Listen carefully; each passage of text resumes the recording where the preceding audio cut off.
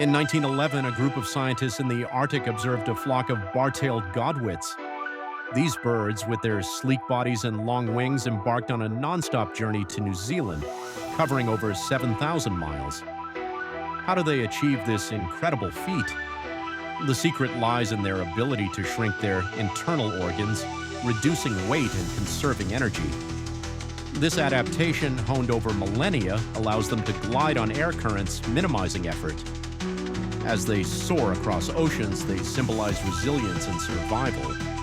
Imagine the wonders of evolution. Hit the like button, subscribe, and leave a comment to support us.